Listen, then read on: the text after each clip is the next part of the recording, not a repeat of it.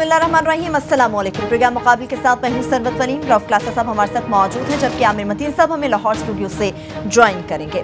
पाकिस्तान के ताकतवर पार्लिमानी अकाउंटेबिलिटी के इदारे पब्लिक अकाउंट्स कमेटी ने पनामा स्कैंडल पर ब्रीफिंग के लिए ना आने वाले पर सख्त कदम उठाते हुए DGFIA समेत 4 ऐसे बड़े अफसरान हैं जिन्हें समन जारी करने की मंजूरी दे दी है। ताहम खुद को ताकतवर समझने वाली PAC एक और ताकतवर ब्यूरोक्रेट से डर गई है। इससे मुतालिक तफसीलात तो आपके साथ शेयर करेंगे, लेकिन यह भी आपको बताएंगे कि पाकिस्तान के सबसे बड़े सीमेंट सेक्टर, मिल मालिकान और टेलीकॉम कंपनीज, इसके साथ साथ बैंकों ने माफिया का किरदार अदा किया है। माफिया का किरदार अदा करते हुए पाकिस्तानी अवाम की जेब पर 18 अरब का डाका डाला गया है। इस सारी कंपनीज ने कितना माल बनाया है, किस कंपनी ने कितना लूटा है, उसकी तफसीलात भी आपके साथ शेयर करेंगे। और जो सियासी सूरत हाल है, खासतौर पर पैट को लेकर, ताहिर अल कादरी को लेकर, वो इस वक्त लंदन रवाना हो चुके हैं और सानेहा मॉडल टाउन के हवाले से उन्होंने कहा है कि यूरोपीय यूनियन से मदद तलब की जाएगी। लेकिन अगर माजी में हम झांके, क्या बेनज़ीर भुट्टो के स्कॉटलैंड यार्ड और अक़वाम मुत्तहिदा से कत्ल की तहकीकात के बाद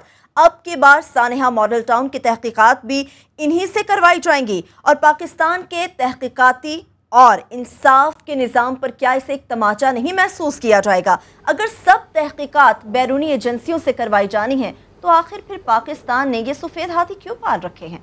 तफसीलन गुफ्तगू करेंगे। क्लासा साहब, सबसे पहले आपकी जानिब से ये स्टोरी ब्रेक की गई थी, हमने ही ये डॉक्यूमेंट्स पब्लिक अकाउंट्स कमेटी के हवाले से सबसे पहले अपनी आवाम के सामने रखे थे। अब जो सूरत हाल है वो तो हमने अपनी आवाम को बता दिया, बाकी की तफसीलात आप शेयर करें। मैं एक खबर हम ब्रेक मैं करूँगा इसमें कि आपको याद होगा पिछले हफ्ते हमने स्टोरी की थी कि कैसे पब्लिक अकाउंट्स कमेटी की बदतरीन तौहीन की गई थी। बिल्कुल। जब पनामा पे इन्होंने बुलाया था चेयरमैन नैब को, उसको सेक्रेटरी खारजा थे एजाज़ चौधरी, DGFA थे, FIA थे, मेरे ख्याल एमलिश खान साहब उनका नाम है, वो थे, SCCP के chairman, governor state bank of Pakistan के, आप आएँ और हमें ब्रीफ करें। बिल्कुल ऐसा था। तो ये नहीं आए थे लास्ट वीक। इससे बड़ी इंसल्ट नहीं हो सकती थी कि चेयरमैन PAC जो हैं वो आम आदमी नहीं है, वो अपोजिशन लीडर भी हैं। उन्होंने जनाब आप होंगे अपोजिशन लीडर, घर पे होंगे या पार्लियामेंट के अंदर होंगे, हम आपको नहीं मानते। कोई भी वहाँ पे नहीं किया। एक आए थे FBR के चेयरमैन साहब थे जना, वो आए थे उनके लिए। बिल्कुल, उनका तस्करा भी उस पर लड़ाई हो गई थी वहाँ पे। उस पब्लिक अकाउंट्स कमेटी में चंद मेंबर बैठे थे, दे फेल्ट, अब कह सकते इंसल्टेड एंड ह्यूमिलिएटेड कि जनाब ये क्या तमाशा है। एक DGFA की क्या जुर्रत है कि उसको PAC बुलाए और वो ना आए? एक चेयरमैन नैब की क्या जुर्रत हो सकती है, या आपके गवर्नर की क्या जुर्रत हो सकती है, SCCP की क्या जुर्रत हो, सेक्रेटरी खारजा साहब क्या भेजते हैं जो खुद स्कैंडल में मुलविस हैं। वो आप लोग, हम कई दफ़ा कह चुके हैं, फैसल मुश्ताक वाला, जो रूट्स मिलेनियम वाला उनका स्कैंडल है, इस पर वहीं पर भी लड़ाई हो गई थी। अच्छा, एक साइड पे 10 MNAs थे जो चाहते थे कि जी बुलाया जाए इनको जी, और समन जारी किए जाएँ। शेख रुहेल असगर साहब जो हैं वो कहते थे समन ना जारी करें, आप उनको वैसे नोटिस कर दे, बुला लें। खैर अच्छी खासी वहाँ पे थोड़ी सी तलखी भी हो गई थी, जो भी खैर एक और कहानी है। इतने दिनों के बाद, एक हफ्ते के बाद, जो मेरी इतलात है, मेरे ज़रा कंफर्म बता रहे हैं कि आज चेयरमैन साहब जो हैं PAC, उन्होंने अप्रूवल दे दी है कि एजाज़ चौधरी साहब जो हैं सेक्रेटरी फॉरेन अफेयर, इनके समन जारी किए जाएँ, SCCP के जारी किए जाएं, चेयरमैन के, गवर्नर स्टेट बैंक जो हैं उनके जारी किए जाएं, DGFA के जारी किए जाएं। तो क्लास साहब, वो कौन है जिनका मुझे पता तो है कि एक ब्यूरोक्रेट से डरे, लेकिन है कौन वो? अब ये लेवल देखें ज़रा, मतलब जिसके बाद PAC को बंद कर देना चाहिए कि 5 लोग नहीं आए थे, 4 के आपने समन तो जारी कर दिए। खुर्शीद शाह साहब जो हैं, 4 के समन जारी हो गए, 5वें का समन जारी नहीं किया उन्होंने। कौन है वो क्लास साहब? वो है चेयरमैन नैब। अच्छा, PAC अब चेयरमैन नैब से डर चुकी है। मैं कह रहा हूँ, मेरे पास सबूत हैं, एविडेंसेस हैं। उनको कहें खुर्शीद शाह साहब को डिनाई करें कि 4 के उन्होंने अप्रूवल दी है कि ये 4 लोग जो है इनको समन जारी करें, और चेयरमैन नैब जो है कमर जमान चौधरी साहब, उनका कोई समन जारी नहीं होगा। और मना किया गया है कि नहीं जारी करना। मुझे ये बताएं, ये जो फिर आपने सारा एक और हमें कहते हैं जी कि हम जमहूरियत के दुश्मन हैं, हम सिस्टम को नहीं चलने दे रहे। भाई आपकी इतनी ही औकात है तो अगर आपने ट्रीटमेंट करना है, अगर आप उस एजाज चौधरी का जारी कर रहे हैं, समन जारी कर रहे हैं, आप गवर्नर स्टेट बैंक का कर रहे हैं, DGFA का कर रहे हैं, SCCP का कर रहे हैं, तो थोड़े से गट्स दिखाएं, अपने पाँव तले थोड़ी सी मट्टी, कुछ सख्त मट्टी पैदा करें। तो जनाब उसके बाद चेयरमैन नैब को भी बुला लें। असल मसला ये है कि ये हमारे चेयरमैन साहब जो हैं पब्लिक अकाउंट्स कमेटी को, मुझे लगता है मेरे ऊपर बैन होगा किसी वक्त, जैसे दीगर इदारों से होते जा रहे हैं एक एक करके बैन मुझे उठाएंगे वहाँ से ये।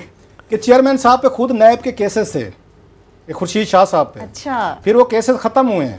सो कम से कम वो यारी दोस्ती कहें, तल्लुक़ कहें। अच्छा, शाह साहब हैं, वज़ादार आदमी हैं, शाह साहब की क्वालिटी भी बताता। जो हम जितनी तनकीद करें, कम से कम उन्होंने कभी चौधरी निसार अली खान साहब की तरह हमारी क्लास लेने की कोशिश नहीं की। चौधरी साहब लेते थे बाकायदा, मुझे याद है पब्लिक अकाउंट्स कमेटी में डेली मेरे खिलाफ उनकी एक तकरीर होती थी। बाद में मिनिस्टर साहब बन गए, उसमें भी आपको पता है आमिर साहब और मुझे वो 2-4 आते जाते चाकू छुरे मार लेते थे बातों में। खैर उनका अपना व्यू है, रिस्पेक्टेड। शाह साहब का ये व्यू था कम से कम कि कभी वो नहीं करते, मतलब है कि उन्होंने ज़ाती कलामी नहीं किया। लेकिन हैमिंग से डाल दिस, फिर आमिर साहब से पूछें, ये नाइंसाफ़ी है। अगर आप समन जारी कर रहे हैं सेक्रेटरी खारजा एजाज चौधरी के, आप ये गवर्नर स्टेट बैंक के, SCCP के चेयरमैन के, DGFIA के, तो सर जी तो फिर आपको चेयरमैन नैब को भी आपको समन जारी करने चाहिए थे। फिर वो भी अगर ना आते तो गिरफ्तार होके आते। इंसाफ नहीं हुआ। ये फिर आपने यारी दोस्ती पाली है, यारी दोस्ती निभा डाली ना फिर उन्होंने, तो ये मजा नहीं आया। बाकी आमिर साहब से पूछो। आमिर साहब आपकी तरफ आती हूँ, आपकी और क्लासा साहब की बातों के बाद और इस सारी सूरत को देखने बाद मैं तो समझती थी कि PAC से ज्यादा ताकतवर कोई इदारा नहीं है, लेकिन चेयरमैन नैब तो इनसे भी ज्यादा ताकतवर निकल आए। आपको ये बड़ी गलत इतला है कि PAC जो है पब्लिक अकाउंट कमेटी जो नेशनल असेंबली की है वो बड़ा ताकतवर अदारा है। बिल्कुल वो कागज़ों में है, वो बिल्कुल अगर वो जाएंगे आइन के मुताबिक जाएंगे, कवानीन के मुताबिक, तो बड़ा वो है। मगर इस वक्त जो है उससे ज़्यादा वो हम भी बात करते हैं ना, वो खुद शिकायतें करते हैं कि जनाब हमारी कोई ब्यूरोक्रेट नहीं सुनता। पहली तो बात यह है कि ये पिछले 3.5 साल गुजरे हैं, मुझे एक भी केस क्लास साहब को अगर याद हो तो बता दें। खैर ये तो मैं 3 साल का कहूँगा, ये पिछले 13 साल की कहना शुरू कर देंगे। कोई बड़ा हाई प्रोफाइल केस नहीं लगता कि मैक्सिमम होता ये है कि जब वो पूरा अगर किसी को कर दे तो वो नैब को रेफ़र कर देते हैं, और आगे सबको पता है कि नैब में जाके वो क्या होता है। तो अव्वल तो उसके पास है कोई नहीं है। मगर फ़िलहाल चलें, उन्होंने एक बुला लिया, उनकी एक बेइज्जती, उन्होंने समझा कि अपना कवर अप के लिए, दिखाने के लिए कि हम बड़े ताकतवर लोग हैं, तो उन्होंने उनको बुला लिया। तो इनमें से कोई आता नहीं है। हालांकि ये भी पता है हम सबको कि अगर ये आ भी जाएंगे तो ये तमाम जो इदारों के चीफ जो बुलाए गए हैं, इनके वहाँ आने से भी कोई फ़र्क नहीं पड़ा हुआ। कोई इस इदारे में से कुछ लोग जो है वो कवानीन के हाथ बनने में कितने कमज़ोर कवानीन हैं, कुछ वैसे कंप्रोमाइज़ हैं, कुछ वैसे ही कमज़ोर अफराद हैं, लगाए इसलिए गए हैं कि वो कोई एक्शन ना लें। और ये सबको पता है कि ये जो गवर्नमेंट है नून लीग की, ये ब्यूरोक्रेसी की जो जिससे जितना ये डरते हैं और जितना ये उनको पैम्पर भी करते हैं और ये समझते हैं कि अकले कुल भी यही हैं और पॉलिटिकल कंट्रोल भी उनके थ्रू। ये शहबाज शरीफ साहब भी नून है और माशाल्लाह इस्लामाबाद में भी ऐसी सूरत हाल है कि ये पूरे पाकिस्तान को ये समझते हैं कि 25 साल से जो कर रहे हैं वो इनका नेक्सस है विद ब्यूरोक्रेसी कि इनको खुश रखो। और ये बड़ी कदर करते हैं कि ऐसे लोगों की जो कि इनको बुरे वक्तों में बचाएं और अच्छे वक्तों में भी कोई ऐसा काम ना करें जिनसे इनके मफादात को ख़तरा हो। तो वो तो सबको, मगर एक फिर भी एक फेस सेविंग होती है कि जनाब आप एक बुलाए गए हैं तो जाना तो चाहिए। तो ज़ाहिर है फिर उन सबको पता है कि जनाब आने से कुछ नहीं है, तो वो इस तरह ही करते हैं।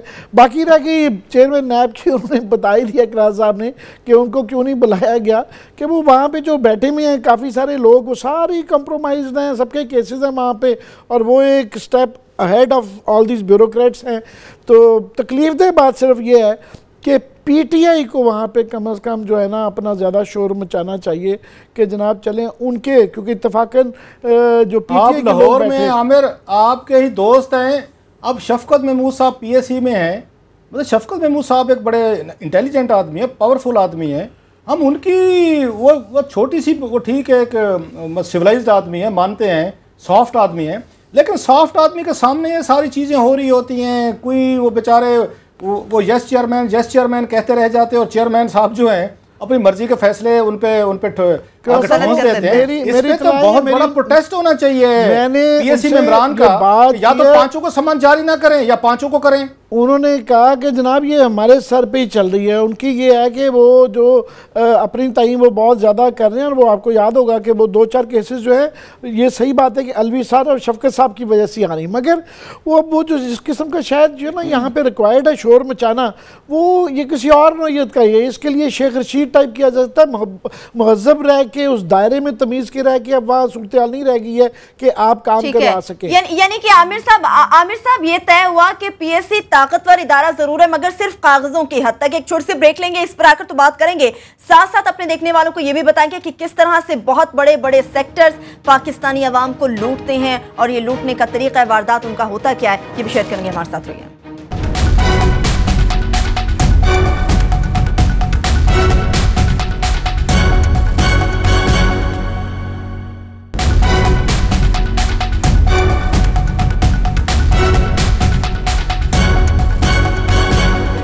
ब्रेक के बाद एक बार फिर से आपको प्रोग्राम में खुशामदीद कहेंगे। क्लासेस साहब, पीएससी से मुतालिक बात हो रही है, पैनामा ब्रीफिंग का मामला था, लेकिन यहाँ तो एक नई कहानी शुरू हो गई। क्या समझते हैं ऐसे में पैनामा लीक्स के हवाले से क्या मुस्तकबिल देख रहे हैं? मुझे याद आते हैं, मुझे बार बार मेरे न्यूयॉर्क के जो दोस्त हैं तबस्सुम भट्ट साहब कि होना कुछ भी नहीं होना कुछ भी नहीं, ये होना कुछ भी ना के वाला ये स्टाइल। अब कैसे करेंगे? पीपल्स पार्टी और नवाज लीग कैसे पनामा पे ऑफ शोर कंपनीज पे वो इन्वेस्टिगेशन कराएगी? नवाज शरीफ साहब के तो अब एक्सपोज हो रहे हैं ना कि इन्होंने क्या क्या मतलब हाथ दिखाए हुए हैं, कहाँ कहाँ पैसा पड़ा है, कैसे कैसे रूट किया।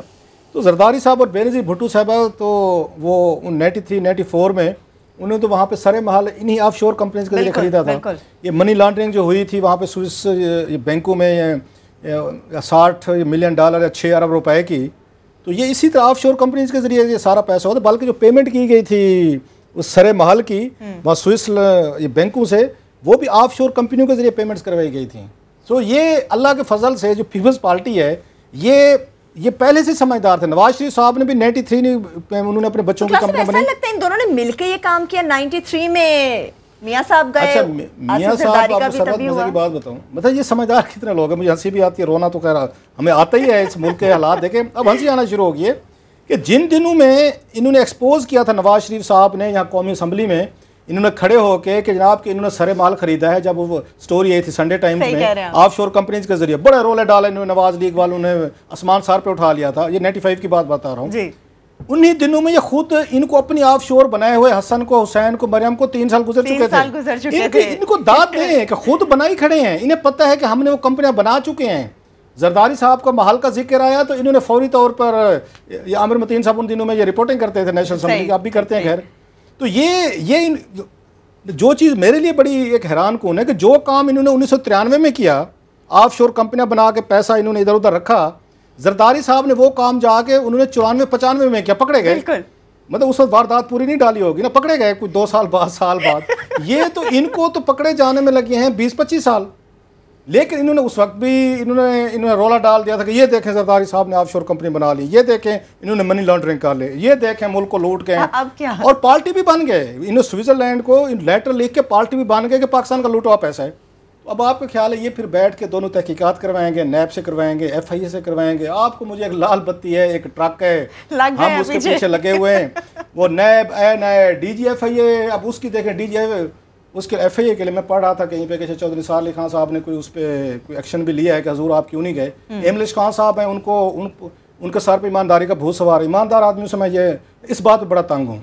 ईमानदार आदमी मोस्टली पाकिस्तान में डिलीवर नहीं करते, वो अपनी ईमानदारी के जूम में रहते हैं कि हम ईमानदार हैं, किसी का जायज़ काम भी नहीं करेंगे। एक और कहानी है, वो कहते हैं DG FIA कहते हैं मैं ईमानदार हूँ। ईमानदारी का मतलब ये थोड़ा है कि आपने तहकीकात नहीं करनी, आपने करप्शन नहीं रोकनी, आपने PSC नहीं जाना, बस इसी पे आप अपने जोन में रहेंगे। अगर मैं गलत हूं तो मैंने सुना वैसे ईमानदार आदमी बड़ा डरपोक सा होता है, कोई खुदा ना ख्वास्ता। ये बात भी है, पॉइंट ऑफ व्यू है, या एग्री विद यू, इस पे किसी दिन बात करेंगे कि जनाब ईमानदार आदमी जो है वो, मैं अगली बात कहना नहीं चाहता, नलायक भी होता है थोड़ा सा। चले लायक होना चाहिए। अच्छा अफसर हमें कैसा चाहिए? अच्छा ईमानदार हो, डिलीवर करे, वो हमें ऐसा अफसर चाहिए। हमें सिर्फ ईमानदारी हालत कुर्सी पे बैठा रहे, टाई कोट लगा के एक सुगार लेके आने वाले हर बंदे को बेइज्जत करे, जी मैं ईमानदार हूँ तुम नहीं हो। हमें डिलीवर करने वाला बंदा चाहिए, ईमानदार चाहिए। Yes we need them. वो मुझे तो कोई अभी तो नजर नहीं आ रहा, कोई शायद कोई 2 नजर आ जाए। हाँ थे, मैं नाम भी ले ले, तारिक खोसा जैसे लोग थे, किया है उन्होंने डिलीवर। तारिक परवेज का नाम सुनने में आता है, वो ऐसे थे। शुएब सटल का हम सुनते रहते हैं, और भी कुछ लोग होंगे जिनके नाम लिए जा सकते हैं। फौरी तौर पर मेरे जहन में अगरचे नहीं आ रहा, लेकिन अच्छे लोग, बड़े बड़े नाम तो आपने ले दिए ना। क्लास जी आमिर साहब भाई, ये एक जो है क्या है, रो रो के थक गए हैं। हर दफ़ा वही स्टोरी है, एक हेल्पलेसनेस एक महसूस होती है कि जनाब कोई इदारा नहीं कर रहा। हम वही रिटे पिटे जुमले कह के भी थक गए हैं कि सिस्टम रिग हुआ है, ये वो मायूसी है। मगर उसके बावजूद मैं ये ज़रूर कहूँगा कि ये मायूसी अभी ज़रूर है, मगर ये काम रुकने वाला नहीं है। आज नहीं तो कल, ठीक है इन्होंने ब्यूरोक्रेसी टोटली कंट्रोल की हुई है कि एक बहुत जूनियर अफसर उसका इंचार्ज लगाया हुआ है तो वो है, मगर ब्यूरोक्रेसी में भी बहुत बड़े बड़े लोग हैं, तगड़े लोग हैं, मौका नहीं मिल रहा। आज नहीं तो कल कुछ ना कुछ जो है, कुछ के नाम क्लास साहब लेते हैं, कुछ के नाम हमें पता नहीं है, कुछ के नाम हमें पता है मगर वो बेचारे कमज़ोर लोग हैं, जिस तरह आपने कहा कि वो सामने नहीं फ़िलहाल आ रहे। मगर ये कहीं ना कहीं से ये मामला रुकेगा नहीं। हालांकि इन्होंने ब्यूरोक्रेसी के अलावा देखे एक डिस्कोर्स को क्या खूबसूरत तरीके से मैनिपुलेट कर लिया कि जनाब ये कुछ माह पहले जब ये पैनामा का आया था तो सबको था कि जनाब हैं प्राइम मिनिस्टर का नाम आ गया, उनकी फैमिली का नाम आ गया, वो काफ़ी सारी शिवायत है जो हम रिपीट करते रहते हैं। मगर इन्होंने 5-6 माह में ये इंप्रेशन क्रिएट कर दिया कि जनाब हम भी करप्ट हैं, बाकी भी करप्ट हैं, PTI भी करप्ट है। हालांकि दो बड़े, मैं रिपीट करता हूँ, वाजिया फ़र्क है। एक स्केल का कि इनकी 2 आने की अगर PTI की चोरी है तो इनकी 1000 रुपये की चोरी है। उससे ज़्यादा इम्पॉर्टेंट वो बात ये है कि जनाब इन पे जो इल्ज़ाम है नून लीग पे, वो ये है कि इन्होंने गवर्नमेंट में रहते हुए अपने इख्तियारात का इस्तेमाल करते हुए ये शायद पैसे बनाए हैं। उनका जो इल्ज़ाम है वो प्राइवेट चोरी का है कि जनाब इन्होंने अपने ज़ाती पैसों में टैक्स नहीं बचाया, ये नहीं किया। बहुत बड़ा ज़मीन आसमान का फ़र्क है। वो उसके भी ठीक है, वो भी बिल्कुल प्रूव होना चाहिए। मगर हमारा तो मसला है कि जनाब छोटे लेवल पे भी नहीं है, प्राइम मिनिस्टर के लेवल पे इल्ज़ाम है कि जनाब आपने 93 से लेके अपने इख्तियारात का जो है 90 और 93 के दरमियान और 3 बाजार मुख्तलिफ अदवार में ये करप्शन के ऑफिस की अथॉरिटी यूज़ करते हुए ये पैसा बनाया गया। तो ये रुकेगा नहीं है, ये चल रहा है मामला आज ही तो कल। मैं इस मामले में बड़ा पॉजिटिव हूँ कि ये तफ्तीश तो होनी है। आमिर की जी क्लास आमिर साहब की बात पे कह के फिर आगे चलते हैं, क्योंकि होना तो कुछ भी नहीं, हम समझते हैं सही। लेकिन मेरी थोड़ी सी एक ये है कि यहाँ पे आपके ये पोली क्लिनिक में 3 करोड़ रुपए के गैस सिलेंडर लेने का नोटिस हो जाता है, सुओ मोटो हो जाता है। यहाँ पे अरबों रुपए के मतलब है खांचे हैं, मतलब पैसे हैं, माल है, पानी है, रिपोर्टेड हैं। इवन डेनमार्क ने तो खरीद लिए हैं। ये कहते हैं कि अभी साबित होना बाकी है, कागज़ के टुकड़े हैं। डेनमार्क ने वो डॉक्यूमेंट खरीद लिए हैं। दुनिया में किसी ने चैलेंज नहीं किया माँ सिवाय हमारे जी डॉक्यूमेंट ठीक नहीं है। बाकी पूरी दुनिया मान भी गई है, कार्रवाइयाँ भी शुरू हैं, इस्तीफे भी हो गए हैं। अच्छा क्लासेस साहब, चूंकि ये सियासतदानों के हवाले से बात शुरू हो गई थी, पनामा के हवाले से, सियासतदान तो नहीं है ना, हुक्मरान तो नहीं है ना, यहाँ पे तो बड़े बड़े सेक्टर ऐसे बैठे हैं क्लासेस साहब जिन्होंने अवाम को जो लूटा है, बेशबहा लूटा है, डाके डाले हैं। बाकायदा लूटना तो शायद छोटा वर्ड होगा, डाके डाले उन्होंने। मैं चाह रही हूँ जरा आप मुसाब के हवाले से बात शेयर करें। रिपोर्ट पढ़ी और पिछले हम कई दिनों से करने की कोशिश कर रहे थे, लेकिन आज बिलाखिर में वक्त मिला है। हर दफ़ा हमें ये मतलब ये खबर दब जाती थी। हालांकि मेरे ख्याल में ये सबसे अहम रिपोर्ट थी, हमें इसको पहले दिन ही लीड स्टोरी के तौर पर लेना चाहिए था कि ये वो लूट मार है जो आम आदमी को समझ में नहीं आती कि यहाँ पे जो मतलब जेब कुतरे हैं, ये जेब कुतरे हैं, बड़े जेब कुतरे जो सिविलाइज्ड जेब कुतरे होते हैं ना, कि आवाम की जेबों से पैसा कैसे निकालना है, कार्टेलाइजेशन करके यहाँ पे एक अपने साथ वो कहते हैं मार्केट में कंपटीशन को ख़त्म करके यहाँ पे एक बनाया गया था। जब आप फ्री मार्केट इकॉनमी लेके आते हैं, साथ में रेगुलेटर्स आप रखते हैं ताकि जो बड़े बड़े क्वार्टर्स हैं, बिग ग्रुप्स हैं, वो आवाम को लूटना ना शुरू कर दें, उनको रेगुलेट किया जाए ताकि आवाम के जो हकूक है उनका तहफ़्फ़ुज़ किया जाए, हो सके। एक हो उसमें था। लकली मैं समझता हूँ कि यहाँ CCPO जो था, ये कंपटीशन कमीशन ऑफ पाकिस्तान 2007 में बनाया गया था। इसका मकसद ये था कि आपने ये तमाम सेक्टर्स जो है ना, इनको रेगुलेट करने, आपने आवाम को ना लूटें। और हमें 2-4 अच्छे चेयरमैन भी मिले इसके CCPO का मस से। अच्छे लोग हमें अगर किसी में कोई नज़र आते हैं तो कंपटीशन कमीशन ऑफ पाकिस्तान के जो साबिक एक तो मेरे ख्याल मिर्ज़ा साहब थे, आमिर साहब मुझे ज़रा प्लीज़ करेक्ट कीजिएगा। फिर एक रात बीबी आई थी बड़ी धांसू, अभी मौजूदा भी जो है ना बड़े दिलेर लोग काम किए। दो जब मैं समझता हूँ CCP ने ये जो है ना कंपटीशन कमीशन ऑफ पाकिस्तान, इन्होंने कोई धांसू किस्म के दबंग फैसले किए। इनका काम क्या था, इन्होंने मुख्तलिफ सेक्टर्स को आकर रेगुलेट करना शुरू किया कि तुम आवाम को लूट रहे हो, या उनका नाम सुनते हैं, पढ़ते हैं, हु इज़ हु जिन्होंने यहाँ पे नहीं लूटा। लूटना क्या है कि आपने कार्टेलाइजेशन कर ली, आपने कीमतें बढ़ा दी।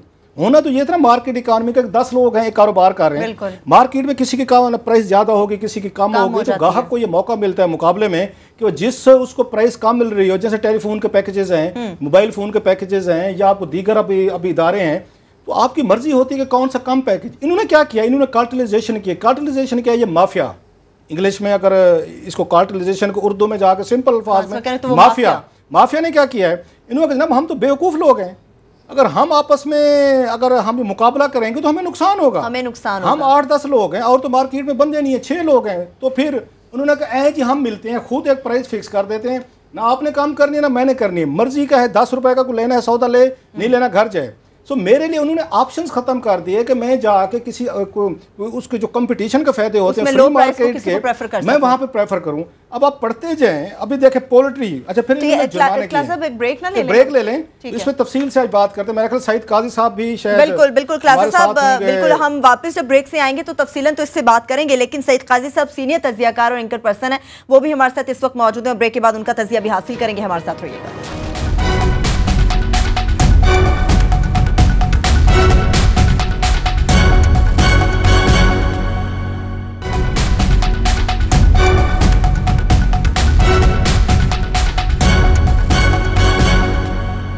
ब्रेक के बाद एक बार फिर से आपको प्रोग्राम में खुशामदीद कहेंगे। क्लासेस अब हमें ब्रेक पर जाना पड़ा था, लेकिन आप हमारे साथ कंपटीशन कमीशन ऑफ पाकिस्तान की रिपोर्ट की तफसील शेयर करने वाले थे। इस पे इन्होंने जुर्माने किए हैं, जो मैं जल्दी से कुछ आपको बड़े सेक्टर बताऊंगा। टोटल कितने हैं इस मुल्क में लूटमार देखें आप, 152 यहाँ पे कंपनीज हैं, बैंक्स हैं, कारखाने हैं, हॉस्पिटल्स हैं, यहाँ पे मेडिकल सेंटर्स हैं, इसमें आपका टेलीकॉम सेक्टर है, इसमें गाड़ियाँ हैं, टोयोटा हो, आपके यहाँ पे दूसरे कम्युनिकेशन के सेक्टर्स देख लें, यहाँ पे आप बैंक, सबसे ज़्यादा मुझे हैरानी हो रही है बैंक्स जो हैं उन्होंने ज़्यादा। अच्छा यहाँ सीमेंट को देख लें, सीमेंट वालों ने अन्नी मचाई हुई थी कि लोगों से उन्होंने डबल ट्रिपल प्राइसेस लिए हैं, इन सब को उन्होंने उसमें जुर्माने किए हैं। अच्छा इसमें सैफ रहमान साहब की रेडको पाकिस्तान जो सबसे बड़ी एक, उनके सैफ रहमान साहब जो अपने ज़माने में एक बड़ी दहशतनाक एक चीज़ बने हुए थे, उनकी कंपनी, उस पर जुर्माना हुआ।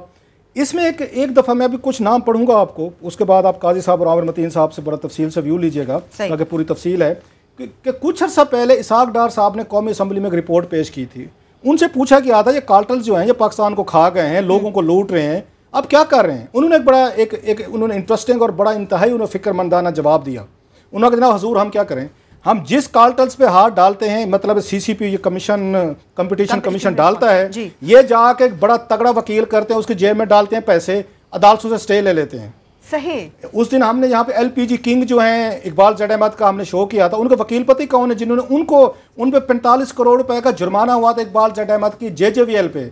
एतजाज एहसन साहब ने उनको लाहौर हाई कोर्ट से जाकर उनको स्टे लेके दिया था। ये मोस्टली केसेस में स्टे हुए हैं। मैं उन चीफ जस्टिस मंसूर अली शाह साहब से रिक्वेस्ट करूंगा कि हजूर ये फिर कार्टलाइजेशन है, ये जो सारे बदमाशियां हो रही हैं, लोगों को लूटा जा रहा है, इन पे जुर्माने होते हैं। ये एक वकील करते हैं 5-10 लाख रुपए उसकी जेब में डालते हैं और वो स्टे लेके दे देते हैं और ये बैठे रहते हैं, कार्टलाइजेशन जारी रहती है। इसमें नेशनल बैंक का नाम है, इसमें अच्छा बेस्ट वे सीमेंट, ये सर अनवर परवेज साहब है, मेरा ख्याल बहुत बड़ा नाम है, शायद उनकी है ये, उन पे जुर्माने हुए हैं। उन्होंने यहाँ पे किया है, जूट मिल्स हैं यहाँ पे।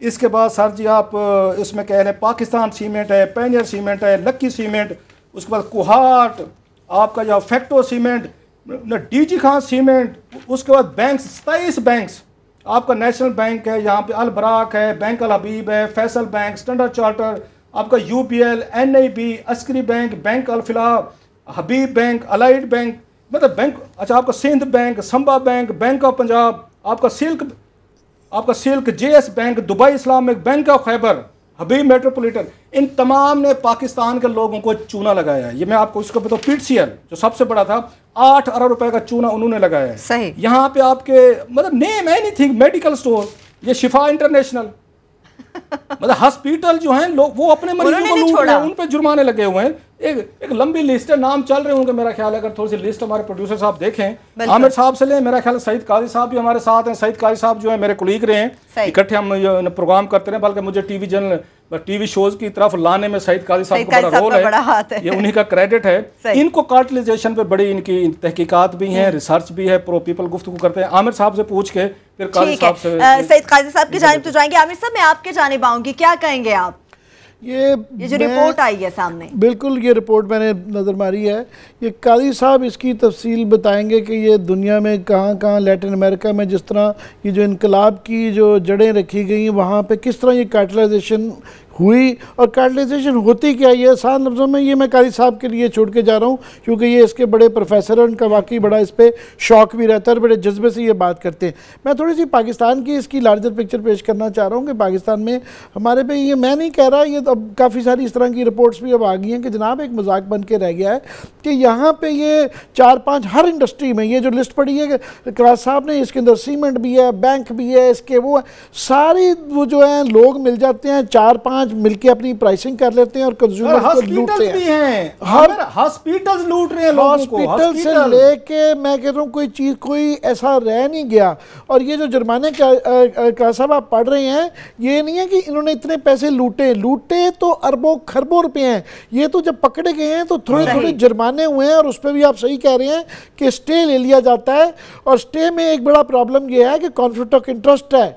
वो ये है कि जनाब अगर इत्तेज़ाज़ हसन साहब अगर अपने नाम ले दिया फॉर एग्जांपल, अगर वो वकील और ये 5 लाख 10 लाख नहीं, ये 50 लाख 1.5 करोड़ करोड़ों रुपए और लाखों करोड़ों के जो है वकील किए जाते हैं, वही वकील वो पॉलिसी मेकर्स भी हैं, वही वकील जो हैं जो कमेटियां इन रेगुलेटर्स के ऊपर बैठी हुई हैं, उसके ऊपर रेगुलेटर असूली तौर पे पार्लियामेंट होनी चाहिए, ये पॉलिसी साज होने चाहिए।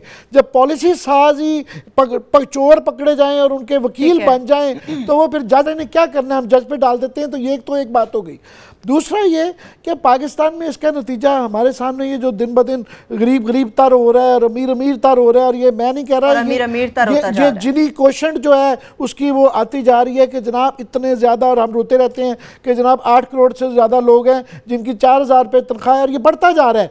वो इसी वजह से कि अगर कहीं ग्रोथ हो भी रही है, पैसा बन भी रहा है, तो वो सिर्फ ये तबका, ये लॉबीज़ हैं, तमाम ये माफियाज हैं। आपको याद होगा हमने एक दफ़ा माफिया का 2-3 दफ़ा लफ्ज़ इनके लिए यूज़ किया था, तो हमें एक नोटिस आ गया था क्लास साहब, आपको याद होगा कि जी आपने हमें माफिया कहा। वो हमने फिर ये कंपटीशन कमीशन की रिपोर्ट दिखाई जिसमें उन्होंने कहा कि जनाब ये कार्टेल नहीं है, ये माफिया हैं जो मिल के अवाम का खून निचोड़ रहे हैं। पता नहीं आपने कितनी ब्रेक अवाम का खून निचोड़ रहे हैं और पाकिस्तानी कौम के 18 अरब इन्होंने डाका डाला है। आमिर साहब, आपसे मैं अब काजी साहब की तरफ जाऊंगी। काजी साहब, जिस तरह से ब्रेक में बात हो रही थी और अभी क्लासेस साहब ने बात की, आमिर साहब ने बात की, आपकी बड़ी स्टडी है, आपका फेवरेट सब्जेक्ट रहा है ये, मैं चाह रही हूँ कि आप हमें पहले ये बताएं कि इनका तरीका वारदात क्या होता है, इनका बचाव का तरीका क्या होता है। एक तरह तस्वीर हमारे सामने खींच दें ताकि हमारे देखने वालों को भी इसकी थोड़ी समझ आ सके। देखिए, ये एक बड़ी दिलचस्प वारदात है। अभी उन्होंने मगरब का हवाला दिया, मगरब में भी हुई, मगर उधर तरीका मुख्तलिफ था। उधर जो रेगुलेटर था जिसने कंज्यूमर के मफादात को देखना था, वो पूटल बन गया, लैप डॉग बन गया। ये खुद वो कहते हैं, उनका मीडिया लिखता है। हमारे यहाँ काम जरा मुख्तलिफ हुआ है। हुआ ये है कि यहाँ पे जो रेगुलेटर था या जिसने अवामी मफाद या कंज्यूमर के मफाद को देखना था, वो कार्टेल नहीं बना, बल्कि कार्टेल के साथ ज़राए पैदावार पे कब्जा कर लिया। मगर उसमें वो यहाँ तक रुका नहीं, उसके बाद उसने रियासती ताकत पर कब्जा किया। अब हुआ ये कि जब कस्टम इंस्पेक्टर, FIA का डायरेक्टर, किसी और बड़े इदारे का डायरेक्टर किसी फैक्ट्री के दरवाजे पे पहुंचा और जब उसने उसकी ओनरशिप देखी तो उसके पांव कांपने लगे, उसकी टांगे कांपने लगी। तो यहाँ पे ये हुआ कि इफेक्टिवली जो लोग रियासत के इक़्तिदार पे काबिल थे, उन्होंने साथ साथ ज़राए पैदावार को, जिसमें आपकी बड़ी बड़ी जो इंडस्ट्री हैं जिनका कलासा साहब ने जिक्र किया, असम्बली में जनाब इसहाक डार साहब ने जिसके बारे में हमें बताया कि 12 या 13 कार्टल्स हैं। और दूसरा काम ये हुआ कि असम्बली में जो लोग पहुंचे, जिस तरह से पहुंचे वो आपका मौजू नहीं है, बहरहाल जो पहुंचे, अब उनका काम आपके मफादात की निगहदाश्त नहीं था। अभी भी एक रिपोर्ट छपी है, उस रिपोर्ट में पता चला है कि पहला कंसर्न तो है हमारा आलमी मालियाती इदारे जब बजट बनता है, तीसरा आप सिविलियन, चौथे ये कार्टल्स आ गए जो कि खुद रियासत पर काबिज हैं। तो हुआ ये कि आज जो सीख रही है आपकी अपोजिशन कि जनाब हमें किसी पे एतमाद नहीं रहा, तो इफेक्टिवली ये टेक ओवर हो गया है। एक हवाले से बिग बिजनेस ने रियासती इक़्तिदार को टेक ओवर कर लिया है। नहीं काजी साहब, मैं आपको थोड़ा सा आपसे सवाल पूछ लेता हूँ। आपने कहा अपोजिशन शोर मचा रही हो, भी अपोजिशन भी तो इस कार्टलाइजेशन में शामिल है। उनकी मिल्स हैं, उनके कारखाने हैं, उनके अब मसलन अब इसे कराची स्टॉक एक्सचेंज पे जुर्माना हुआ है, इसमें लाहौर स्टॉक एक्सचेंज पे हुआ है 20 करोड़, इस्लामाबाद स्टॉक एक्सचेंज पे 20 करोड़ हुआ है। लोगों को लूट रहे थे। जो मेजॉरिटी ऑफ हमारे पॉलिटिशियंस हैं, इवन इसहाक डार साहब जो हैं, असद उमर साहब जो हैं, बाकी जो हैं, जो मैं इनके एसेट्स देखे थे, if I am not wrong, इनकी भी स्टॉक एक्सचेंज में इनकी वहाँ पे इनकी इन्वेस्टमेंट है। इत्तेज़ाज़ हसन साहब का मैंने कहा वो वकील बन गए हैं वहाँ पे, जैसे आमिर ने बड़ी अच्छी बात की, वो वहाँ पे पार्लियामेंटेरियंस भी हैं, वो अपोजिशन के लीडर भी हैं सेनेट में, वो कार्टलाइजेशन के साथ खड़े हुए, जिसने कार्टलाइजेशन की, लोगों को लूटा JGVL ने, एतजाज उनका वकील है।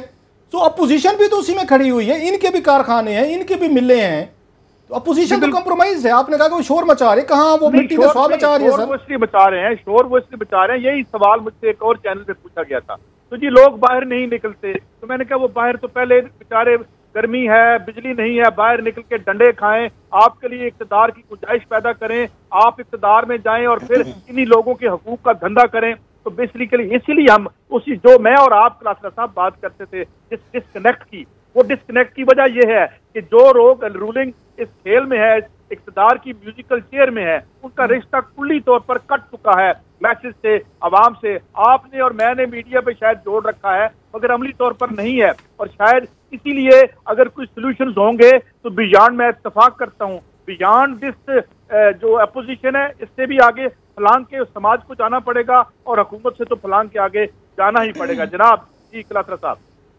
मैं काजी साहब, अगर आपने कोई ब्रेक पे नहीं जाना तो क्लास साहब हमारे पास चंद सेकंड्स अभी मौजूद हैं, आप बात कर सकते हैं। मैं जल्दी से, जो मेरे लिए बड़ी सदमे की चीज़ है, सीमेंट वाले लूट रहे हैं, बैंक वाले लूट रहे हैं, कारखानादार लूट रहा है, यहाँ जूट मिल यहाँ पे आपको लूट रही है, टेलीकॉम सेक्टर भी लूट रहा है, टेलीकॉम सेक्टर लूट रहा है, बैंक वाले सबसे ज्यादा लूटे। मैं कार वाले लूटों की वक्फे के बाद बात करना चाहूंगा। मैं जो करना चाहता हूँ, मेडिकल आप देखें यहाँ पे कि आप अल हिलाल मेडिकल सेंटर है, इन्होंने लूटा है 2 करोड़ रुपए का जुर्माना। मेडिकल एक और सेंटर है, मेडिकल एक और सेंटर अल बरकात कोई है यहाँ पे सेंटर, उसके बाद मेरा तफगन पता नहीं वट एवर, अच्छा मुल्तान का centre medical, advance medical centre, एक कैनाल व्यू, यहाँ पे आपका शिफा इंटरनेशनल 2 करोड़ रुपए जुर्माना, नाम ऊंची दुकान फीका पकवान। मतलब लोगों को, इसके बाद ताज मेडिकल ट्रेवल्स या क्लिनिक, इसके बाद अल खैर मेडिकल सेंटर या केयरिंग एंड करिंग सेंटर, सुनते हैं सर मेरे लिए। अच्छा इसके बाद आपका फ्रंटियर मेडिकल को सेंटर है, फिर मेडिकल एक और सेंटर है, पिशावर मेडिकल चेकअप सेंटर है। सर कोई नेम एनीथिंग कि आपके हॉस्पिटल जो हैं वो कार्टल बन गए हैं, जहां पे इंसान जिंदगी बचाने जाएं वो अब माफिया बन गए हैं, वो माफिया हैं और वही खून वो बिजनेसमैन की तरह बन गए हैं, उनके कोई अंदर इंसानियत नहीं रहेगी। ये तो बड़े हॉस्पिटल्स के बारे में हम सुनते हैं, बंदा मर जाए जब तक पैसे ना हो तो वो तो लाश नहीं, उसको डेड बॉडी नहीं, इन पे जुर्माने हो रहे हैं। मुझे दुख इस चीज का है, अदालतें स्टे दे रही हैं। ये बात मैं नहीं कह रहा, मैं डॉक्यूमेंट भी पेश कर दूंगा जो इसाक डार साहब ने कौमी असेंबली में पेश किया था।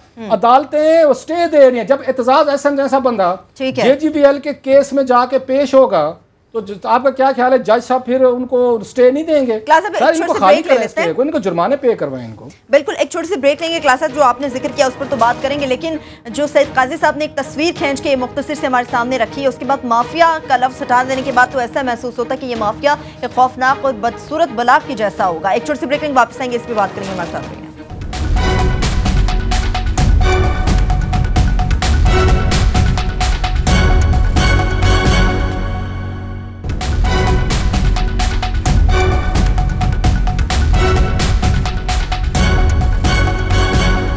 ब्रेक के बाद एक बार फिर से प्रोग्राम में आपको खुशामदीद कहेंगे। क्लासेस आप कुछ इन्फॉर्मेशन आप शेयर करना चाह रहे थे, लेकिन मैं एक छोटा सा सवाल करना चाह रही हूँ जिसका मुख्तसर सा जवाब चाहिए। आपने एतजाज साहब की बात की है कि वो गए और जाके स्टे ले आए।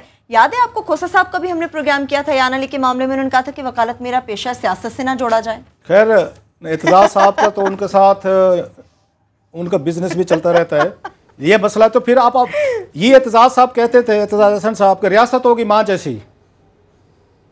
अब जब माँ को जरूरत पड़ी है कि मेरा बरखुरदार है मेरे साथ खड़ा हो और मेरे मफादात देखे, तो बरखुरदार कहते हैं नहीं, मैं वो बाला जो मेरा दोस्त है बचपन का निक नेम है, मैं को खुदा ना खासा किसी उसमें नहीं कह रहा, उनको बाला कहते हैं प्यार से। साहब ने खुद में बताया था, वो कहते मैं तो अपने यार बाले नाल खड़ा होना है।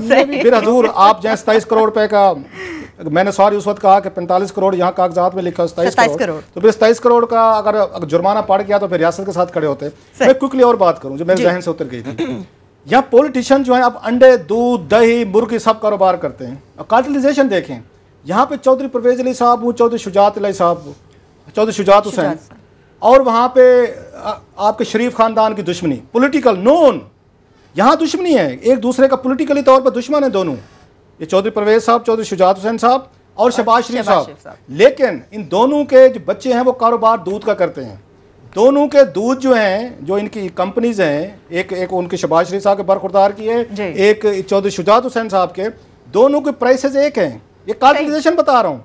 वहाँ पे लाइक माइंडेड हैं, वहाँ पे लाइक माइंडेड हैं, वहाँ पे कोई नहीं एक दूसरे को नुकसान नहीं देते कि मैं 10 रुपए कम कर दूं और इनको नुकसान दूं शरीफ फैमिली को। ये शरीफ फैमिली क्या जी, मैं 5 रुपए कम कर लूं, मैं चौधरी शुजात को नुकसान दूं, वो नुकसान नहीं देते।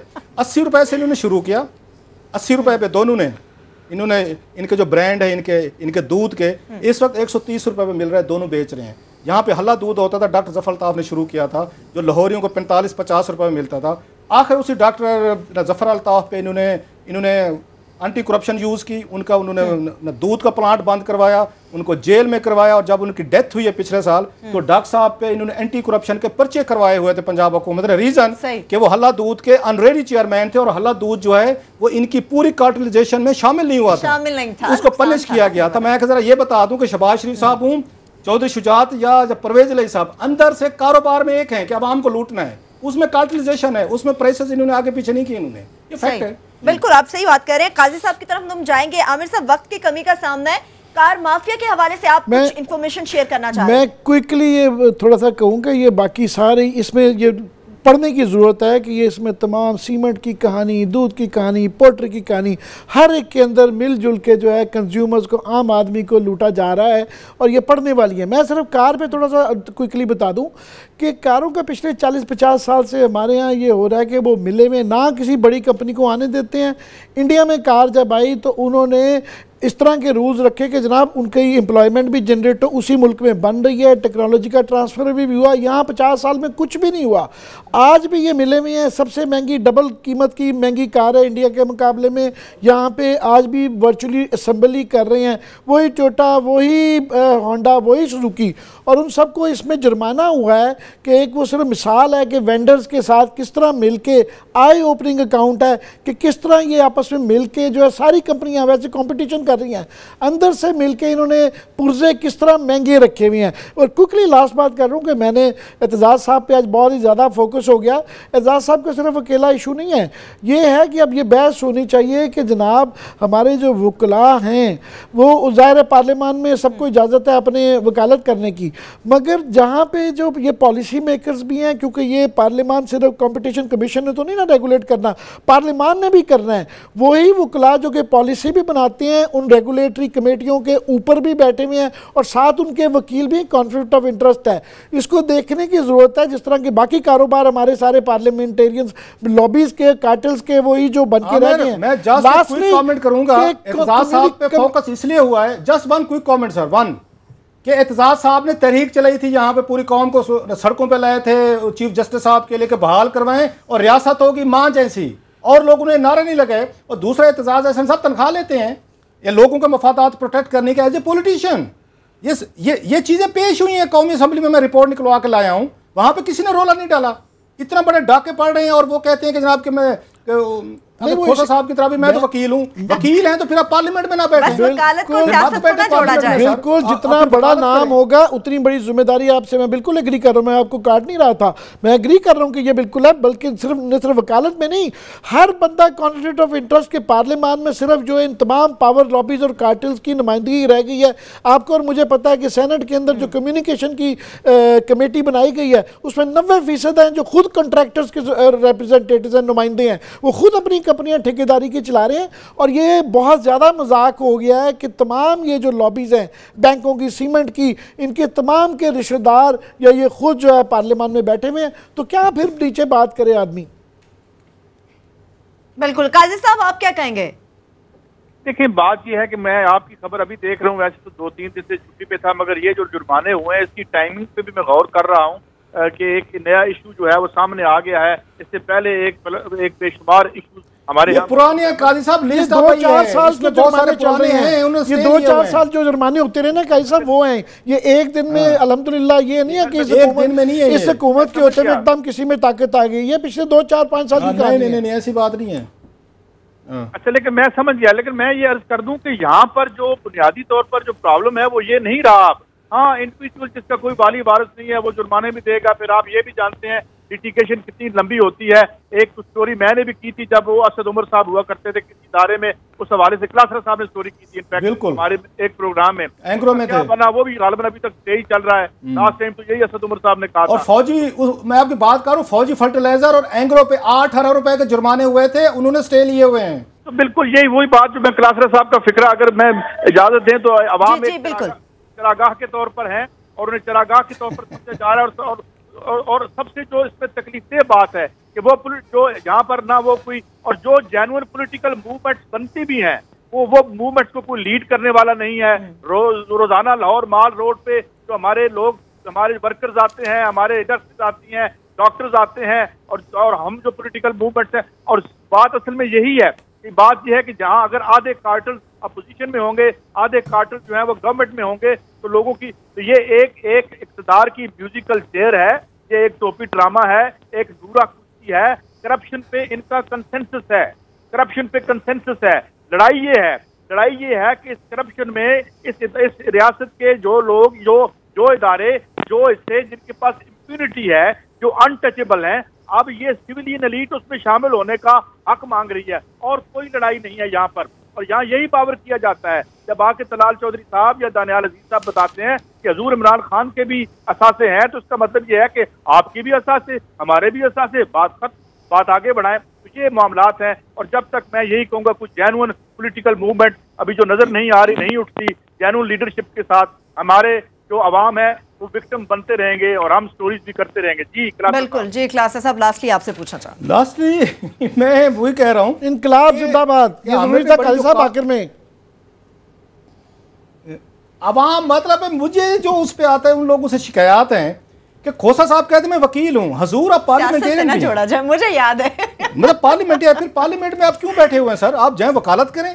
पार्लियामेंट का मतलब यह है कि आप लोगों के हकूक की उनका तहफ़्फ़ुज़ करने के लिए हैं। मुझे दुख ये हो रहा है कि ये रिपोर्ट पेश हुई है सेनेट ऑफ पाकिस्तान में, जहाँ पे खोसा साहब भी बैठे हैं, जहाँ पे एतजाज़ हसन साहब भी बैठे हैं, फरहतुल्लाह बाबर साहब हैं, हमारे जो सईद गनी साहब जो सारी उम्र ट्रेड यूनियनिस्ट रहे हैं, सईद गनी साहब लड़ते रहे हैं, अल्लाह उनको वजीर बने, जब से वजीर बने हैं वो छोटी मोटी बातों की परवाह नहीं करते। मुझे उन लोगों से पूछना, अच्छा मुशाहिदुल्लाह साहब बैठे हुए हैं, अब मुशाहिदुल्लाह खान साहब जो हैं वो भी बहुत बड़ी एक ट्रेड यूनियनिस्ट रहे हैं, उनके होते हुए ये रिपोर्ट पेश होती है कि किस किस ने क्या डाके मारे हैं, क्या क्या लूटा है, बैंकों ने लूटा है, आपके बाकी हॉस्पिटल्स ने लूटा है, आपको यहाँ पे अब टेलीकॉम ने लूटा है, कार वालों ने, मतलब सबसे बड़ा माफिया तो कार वाले हैं जिनको कुछ टच नहीं कर सकता। जो प्राइसेस आमिर ने बताए, इंडिया में इनके मुकाबले प्राइसेस देखें और इनकी देखें। ये लोग जो हैं सेनेट ऑफ पाकिस्तान में, जो मेरे लिए स्कैंडलस है, 152 ऐसे इदारों को लिस्ट पेश हुई है जो पाकिस्तान के लोगों को माफिया बन के लूट रहे हैं, प्राइसेस ज्यादा ले रहे हैं, जो असल प्राइस है उससे ज्यादा ले रहे हैं। और सेनेट ऑफ पाकिस्तान जिसको मैच्योर समझते हैं,